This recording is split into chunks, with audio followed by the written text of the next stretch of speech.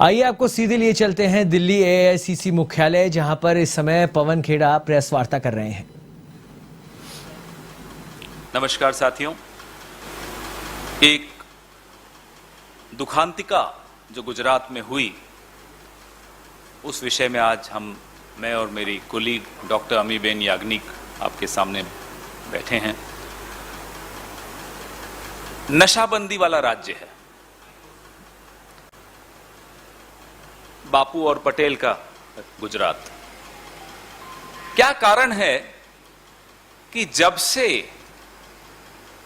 गुजरात को मोदी और शाह का गुजरात के रूप में प्रचलित किया जाने लगा, तब से गुजरात की हालत क्या हो गई, गुजरात में रहने वाले लोगों की क्या हालत हो गई।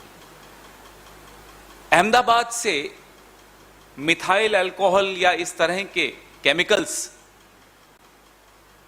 बनते हैं, बन के कई कई 100 किलोमीटर दूर बिक जाते हैं। उसमें फिर लट्ठा कहते हैं, लट्ठा जिसको वहां की भाषा में कहा जाता है, जहरीली शराब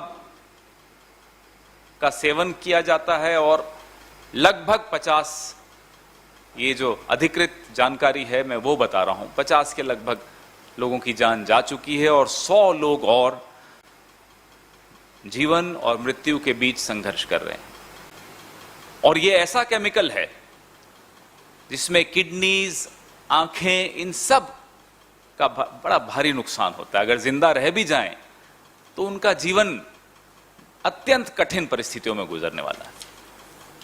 अफसोस की बात यह है, ये जो केमिकल जिसका मैंने आपके सामने नाम लिया, मिथाइल अल्कोहल, इसका प्रोडक्शन, इसकी सेल, इसकी बिक्री, ये सब सरकारी निगरानी में होनी चाहिए। वकील हैं मेरे बगल में जो मेरी कोलीग बैठी हैं, ये आपको इस पे ज्यादा बताएंगी।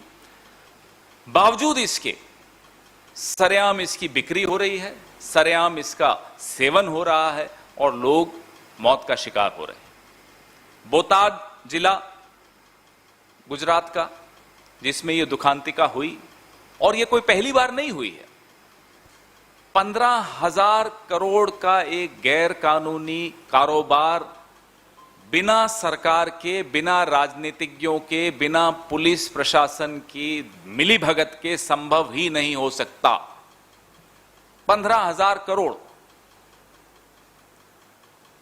प्रधानमंत्री आज गुजरात में, गृह मंत्री भी आज गुजरात वहीं के हैं, मुख्यमंत्री, तीनों में से कोई अगर बोटाद गए हों, मृतकों के परिवारों से मिले हों, प्रधानमंत्री ने अगर कोई ट्वीट किया हो, कोई स्टेटमेंट दिया हो, तो आप मुझे बताइए।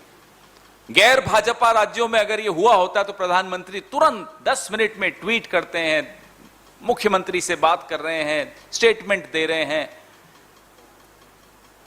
प्रधानमंत्री जी, हम अब आपको कहते हैं, कुछ दिन अब आप भी गुजारो गुजरात में, जरा जाकर देखिए क्या हालत है गुजरात की।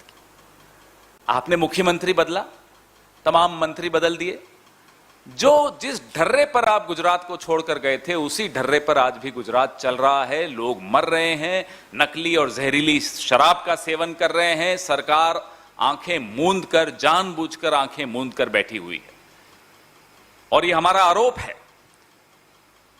कि सरकार के ऊंचे स्तर पर अगर मिलीभगत नहीं हो तो यह संभव हो ही नहीं सकता। 600 लीटर मिथाइल अल्कोहल निकलकर अहमदाबाद से चला जाए बोटाद और किसी को मालूम नहीं हो। और ये सिर्फ शराब तक सीमित नहीं है। हम कई बार इसी मंच से, अमीबेन भी इस बारे में कई बार आवाज उठाती आई हैं, हम सब आवाज उठाते आए हैं। जो गुजरात के पोर्ट्स पर ड्रग्स जो पकड़े जाते हैं वो पकड़े जाते हैं, जो नहीं पकड़ में आते और निकल जाते हैं पूरे देश में, पूरे प्रदेश में। गुजरात को आपने किस स्तर पर जाकर रोकोगे? इस प्रदेश को, बड़ा ऐतिहासिक प्रदेश है, एक पूरे देश को क्या पूरे विश्व को गुजरात ने एक योगदान दिया है बापू और पटेल के नाम से। उस गुजरात की आपने ये हालत कर दी है। हम मांग करते हैं प्रधानमंत्री से कि जो जहरीली कांड कि हाईकोर्ट के सिटिंग जज से जांच होनी चाहिए। मैं दोहराता हूं, सिटिंग जज, गुजरात हाई कोर्ट के द्वारा इसकी जांच करवाई जानी चाहिए, क्योंकि जिस पुलिस पर आरोप लग रहा है मिलीभगत का, अगर वही जांच करेगी तो वही होगा जो पहले होता आया है। 2009 में भी एक ऐसी ही दुखांतिका हुई थी, 150 जाने गई थी, कुछ लोग सस्पेंड भी हुए, वो फिर से बहाल कर दिए गए। तो हम पुराना उदाहरण आपके सामने रख रहे हैं। इस उदाहरण को देखते हुए हम आपसे यह मांग करते हैं कि सिटिंग जज ऑफ हाई कोर्ट की निगरानी में यह जांच होनी चाहिए। नंबर 2, जहरीली शराब पीने से जिन लोगों की जानें गई हैं वो गरीब लोग थे, अपने घर में कमाने वाले इकलौते सदस्य थे। ऐसे परिवारों को समुचित मुआवजा तुरंत घोषित किया जाए। हमको तो हैरानी है कि अब तक क्यों नहीं घोषित किया गया, क्योंकि आपकी गलती से यह हुआ है। सरकार की गलती, सरकार की मिलीभगत, सरकार की जानकारी, सरकार की निगरानी, सरकार के प्राश्रय से यह हुआ है। इस कांड की वजह से कुछ लोगों की आंखें चली गई, कुछ लोगों की किडनी डैमेज हो गई। उन तमाम लोगों के लिए मुआवजा और मुफ्त और बेहतर इलाज की व्यवस्था, यह 3 मांगे हम प्रधानमंत्री से के सामने रख रहे हैं। मैं फिर दोहराता हूं, प्रधानमंत्री और गृह मंत्री दोनों गुजरात के हैं। उनके गृह प्रदेश में यह दुखांतिका हुई और उनकी चुप्पी सबको खल रही है। और सिर्फ गुजरात, पूरे गुजरात की तो बात मैं कर ही रहा हूं। प्रधानमंत्री जहां से आते हैं, वड़नगर से लेकर पूरे गुजरात में रोज इस तरह की शराब का कारोबार होता है, सेवन होता है। मैं मेरी वरिष्ठ कोलीग डॉक्टर अमीबेन याग्निक से आग्रह करूंगा, वो इस पर वकील भी हैं और इस मुद्दे को बहुत अच्छी तरह से समझती हैं, इस पर संघर्ष करती आई हैं। मैं उनसे आग्रह करूंगा इस पर वह भी कुछ बात करें। धन्यवाद। बहुत ही अहम मुद्दा है ये। बार बार जो गुजरात में लट्ठा कांड हो रहा है और बार बार इस पर जवाब देती आई है सरकार, पर जवाब दे ही नहीं समझती। तो आपको मैं ये बताऊंगी कि 2009 में भी ऐसा एक लट्ठा कांड हुआ था और उस time the then chief justice Radhakrishnan ji ने सुओ मोटो इसका लिया था संज्ञान। और तब सरकार ने 2009 में रिपोर्ट बताई थी कि हम ये काम करेंगे, हम ये सारे जो केमिकल्स आते हैं उसको पकड़ेंगे, केसेस करेंगे। केसेस भी रजिस्टर हुए, उस पर केसेस भी चले कोर्ट में। उसके बाद उन्होंने ये जो कानून है उसको स्ट्रिक्ट बना दिया, उसको मर्डर के तहत ले गए, पर अब तक ऐसा कोई कन्विक्शन नहीं हुआ है। पर उससे ज़्यादा आके जाके 2013 में एक खंडपीठ ने honourable chief justice Bhaskar Bhattacharya ji और जस्टिस जमशेद पारडीवाला ने इसका संज्ञान लिया और इतने सारे डायरेक्शंस दिए स्टेट गवर्नमेंट को कि चलो आप बनाते हो पॉलिसी, पर पुलिस अथॉरिटीज क्या कर रही है, वो इनको इम्प्लीमेंट क्यों नहीं कर रही है। तो ये सारे जवाब आपको स्टेट रिपोर्ट्स में मिलेंगे कि इतने करोड़ों का दारू पकड़ा जाता है, ऐसे लट्ठाकांड होते हैं तो हम इतने केसेस करते हैं। केसेस भी लाखों में हुए हैं, सारे केसेस कोर्ट में पड़े हैं, पर फिर भी आज ये जो घटना घटी है, आज आप देख रहे हैं कि 50 करीबन लोगों की मौत हो गई है। तो चाहे वो संज्ञान ले या ना ले, पर ये इम्प्लीमेंट क्यों नहीं हो रहा है, ये कोर्ट के डायरेक्शंस होते हुए पुलिस क्यों वहाँ काम नहीं कर रही है, उसका सरकार को जवाब देना चाहिए। मुझे लगता है 2009 में और 2013 की बात करें, हर जगह आपकी इसकी रिकॉर्ड, कोर्ट की भी रिकॉर्ड है, मिल जाएगी। सरकार ने जो एफिडेविट किए, जो रिपोर्ट दिया है कि क्या कहाँ क्या हो रहा है, कौन सी इंडस्ट्रीज को हमें बंद करना है, तब उस समय प्रधानमंत्री वहाँ के चीफ मिनिस्टर थे और ये सारे रिपोर्ट्स उनके नीचे ये दिया गया है सरकार ने। तो आज प्रधानमंत्री कुछ नहीं बोल रहे हैं, तो मुझे समझ में नहीं आता है कि कौन सी जवाबदेही, कौन सा गवर्नेंस मॉडल की प्रधानमंत्री जी बात कर रहे हैं। सबसे इंपॉर्टेंट बात तो ये है कि उस टाइम होम मिनिस्टर भी अमित शाह जी थे वहां पे गुजरात में, और उनको भी पूछा गया था जब उन्होंने भी ये रिपोर्ट कोर्ट में दिया था।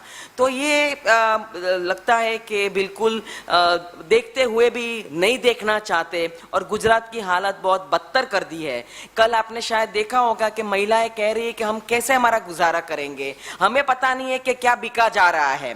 और आप अगर देखेंगे एक और PIL भी हाईकोर्ट में चल रही है कि इतनी सारी केमिकल इंडस्ट्रीज बिना रोक टोक, बिना पोल्यूशन कंट्रोल के नॉर्म्स बिना फॉलो करते हुए पूरे सारी नदियां में वो डाल रही है, वो भी पीआईएल चालू है।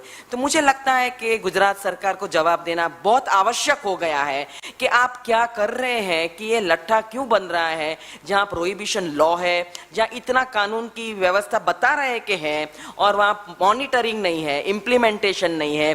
और एक लफ्ज आज न तो यहाँ के होम मिनिस्टर जो वहां पे थे उस टाइम 2009 और 2013 में, और प्रधानमंत्री जी वहां चीफ मिनिस्टर थे 2009-2013 में, आज एक ट्वीट नहीं करती है। चलो ट्वीट नहीं करते कोई बात नहीं, पर जा तो सकते हैं वे। आज तीसरी बार या चौथी बार इस 5-4 दिन में कहीं ना कहीं जा रहे हैं। तो गुजरात तो जा सकते हैं, और गुजरात नहीं जा सकते तो कम से कम अमित जी तो जाते हैं, अपने होम मिनिस्टर, ऑनरेबल मिनिस्टर जाते हैं, तो कुछ बात नहीं कहते, कुछ क्या पगला, क्या स्टेप्स लिया वो नहीं बताते हैं। तो वो जो इंटीरियर में, ये विलेजेस में या ये डिस्ट्रिक्ट्स में ये बन रही है भट्टियां हैं, उसका तो उनको पता होना ही चाहिए। क्योंकि अगर जो व्यक्ति को इतना सारा पता है गुजरात का और इसका पता नहीं है, तो मुझे समझ में नहीं आता है कि वो जानबूझ के हमें देश को बताना नहीं चाहते हैं कि वहाँ विफलता है, बिल्कुल काम नहीं कर रही है आपकी जो सिस्टम है वहां पे। और न तो आपने कोई पुलिस अधिकारी को पूछा है कि यहाँ लॉ एंड ऑर्डर की व्यवस्था क्यों नहीं है, या इलीगल लिकर क्यों बन रही है। तो ये बात मैं प्रधानमंत्री जी को आज सीधे पूछना चाहती हूँ कि आज आप गुजरात में हैं, अहमदाबाद में हैं, गांधीनगर में हैं, तो आप क्या उन बहनों के साथ उनके साथ बात करेंगे? आप पूछेंगे अपने पुलिस सिस्टम को वहां पे कि क्या चूक हो रही है, what is this policy which you are not implementing, आप क्या स्ट्रिक्ट एक्शन लेंगे?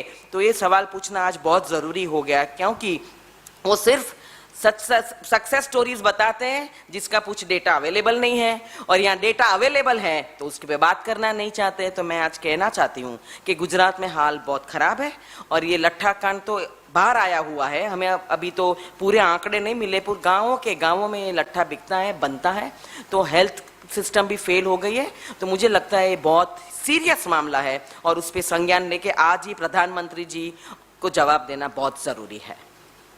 इसमें आपके संज्ञान में कुछ पत्र भी, अभी प्रशांत जी को मैं रिक्वेस्ट करूंगा कि आपको वो ग्रुप में डाल दें। सरपंच जो है गांव के, उन्होंने, रोजीत गांव के सरपंच ने लगातार पत्र लिखे पुलिस प्रशासन को, गृह मंत्री तक को पत्र लिखे कि यहां इस तरह की शराब खुलेआम बिक रही है, महिलाओं के साथ दुर्व्यवहार हो रहा है, और यहां कभी भी कोई बड़ा हादसा हो सकता है। ये सरपंच की चिट्ठियां ऑन रिकॉर्ड हैं, अभी आपके पास व्हाट्सएप ग्रुप में भी हम डाल रहे हैं।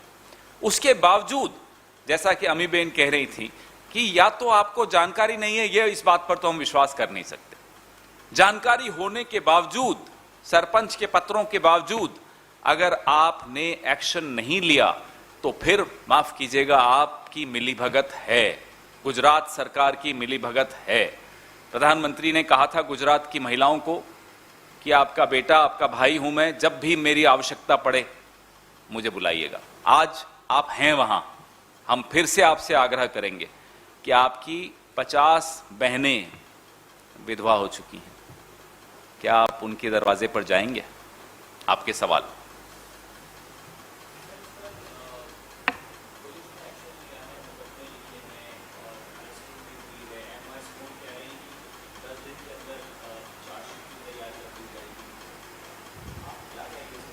दो चीजें, जैसा कि मैंने आपको बताया, ये कोई ऐसा तो है नहीं कि परसों शराब बननी शुरू हुई और परसों बिक गई और परसों लोगों की मौत हो गई। ये तो जैसा कि अमी बेन बता रही हैं, लट्ठा की भट्टियां चल रही हैं गांवों में, तो क्या इन्हें जानकारी नहीं थी? 2009 के बाद भी यही बात हुई थी जो आप बोल रहे हैं, एक्शन हुआ, लोगों को सस्पेंड किया, फिर से सब बहाल कर दिए गए। तो एआईसीसी मुख्यालय में पवन खेड़ा प्रेस वार्ता कर रहे थे। साथ ही गुजरात में जो दुखांतिका हुई जिसमें 50 लोगों की मौत हो गई केमिकल पीने से, उस पर ये प्रेस वार्ता थी, और उन्होंने केंद्र सरकार पर निशाना साधा है और कहा है कि जल्द से जल्द ऐसी जो कंपनीज हैं, फैक्ट्रियां हैं गुजरात के अंदर जो बिना लाइसेंस के केमिकल बना रही है, उनको बंद किया जाए, कठोर कार्रवाई की जाए। फिलहाल इस बुलेटिन